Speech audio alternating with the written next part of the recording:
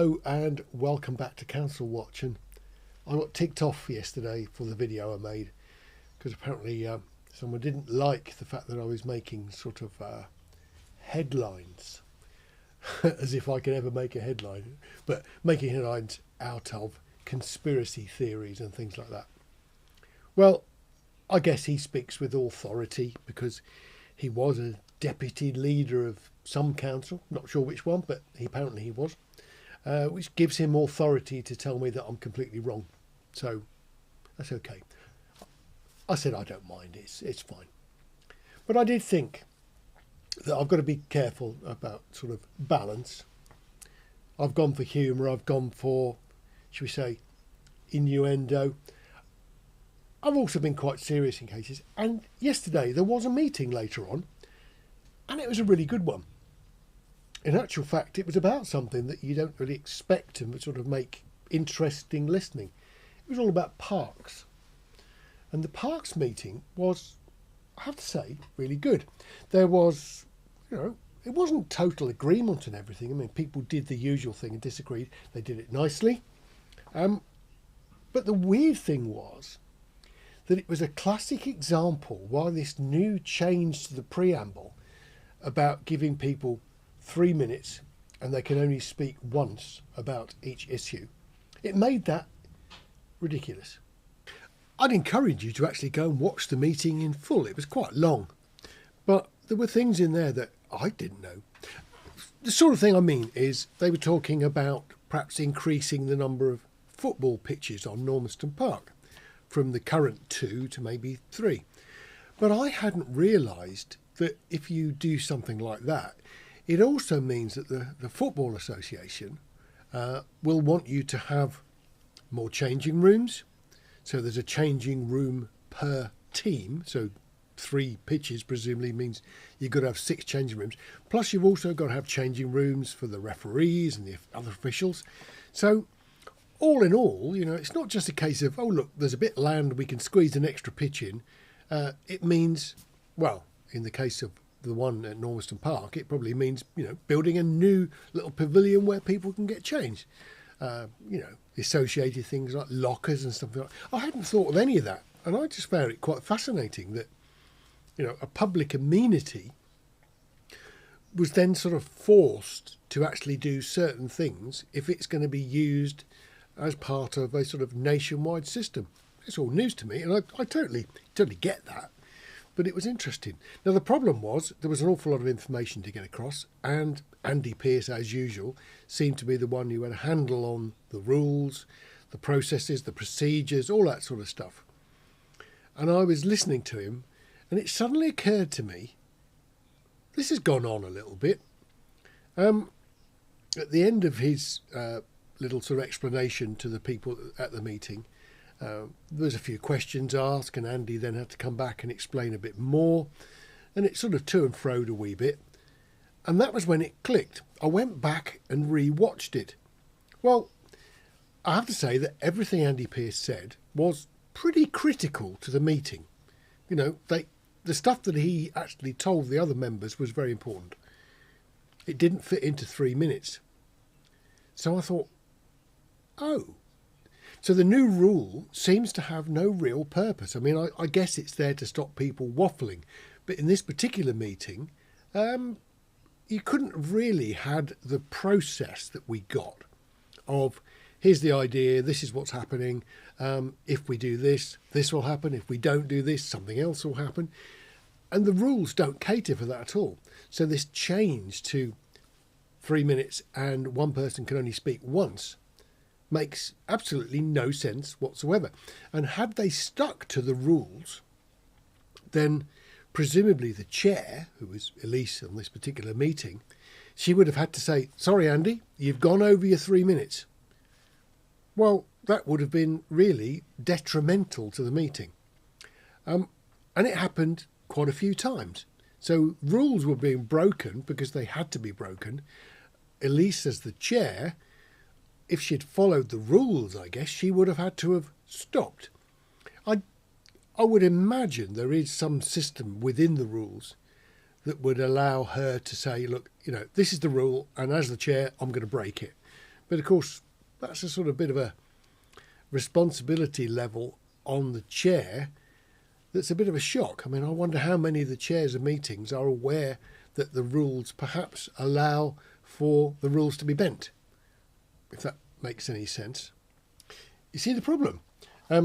We've got a set of rules and then we don't follow them for very obvious reasons.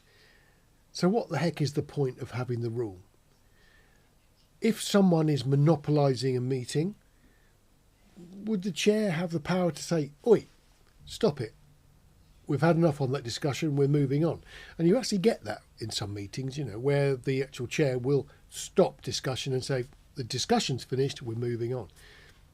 So what the heck is the point of 3 minutes? It also disadvantages, of course, people who are like turning up at meetings as members of the public to speak, because they're not very good at following a clock. So I thought what I'll do is do one of Andy's things in full, and then I'll stick a clock on the end so you can see what would happen if we had to actually shut it up. Realistically, I don't think it would even be possible to take what Andy said and even edit it to make it less than 3 minutes and keep the meaning that he intended.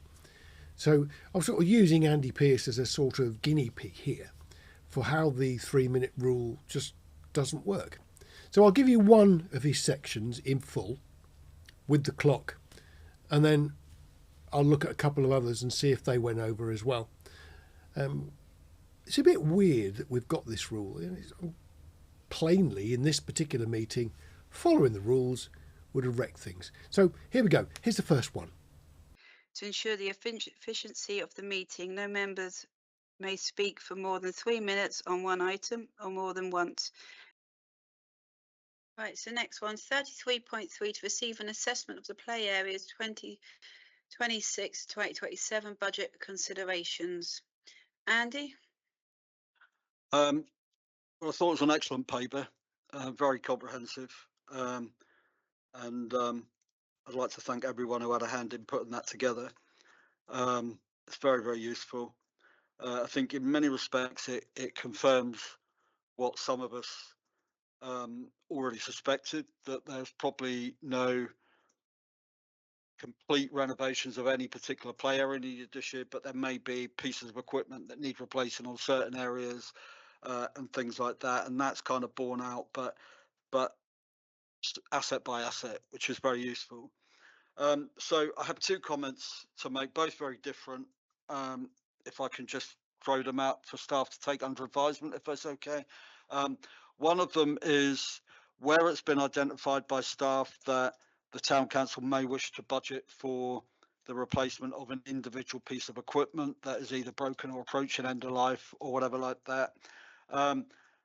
On the assumption that we were to progress all of those in 26-27, if not before, could they give us an indicative budget that we would need to look at? So if we said, like, okay, we don't need to do a complete play area renovation in 26-27 because most of them have actually been done and newly refurbished at some point in the last 5 years.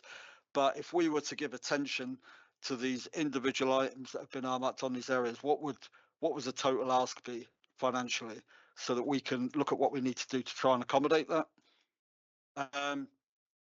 And secondly, it was mentioned in connection with one asset that it had been suggested stroke discussed about fencing the play area. So I don't want to reiterate that discussion because it's not on the agenda. So I'm not offering an opinion on it, and I'm not seeking an opinion at this stage but we had agreed that there would be a policy on fencing.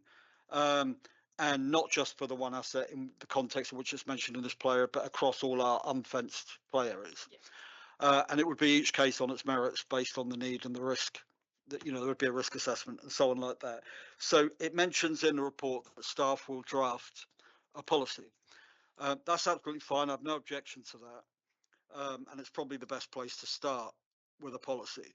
But can I just reiterate politely, and again, I don't mean anything by this, that there is no delegation from full council, not just to staff, not to committees or subcommittees either, to make new policy or to amend existing policy.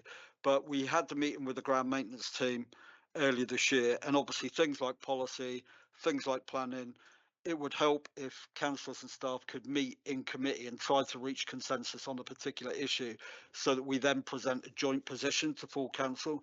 So if staff are going to draft this policy as they suggest, I agree that's probably the best way to start, but please obviously bear in mind that no rationale for fencing have yet been agreed. So they can by all means make a recommendation, but that in itself will need to be discussed as part of the recommendation on a final policy. The only rationale that's been mentioned is possible safety need and what the town council's public liability position if it was to do nothing on there. So it hadn't reached a consensus decision on that. It's just something that needs to be taken into account. See the problem? Well, that's the snag. The chair should have said stop, because Andy had gone over the official 3 minutes. But realistically, if you were listening to what he said, it was complicated. It needed sort of proper explanation for the other people in the room to understand what was going on.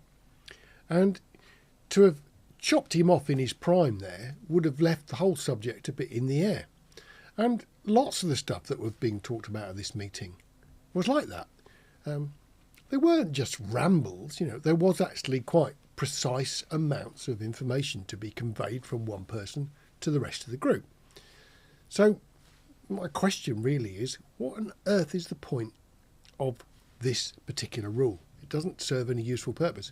And the other thing, and I won't bore you with letting you sort of see bits of that, is on quite a number of occasions, people came back and added extra information as a result of more discussion.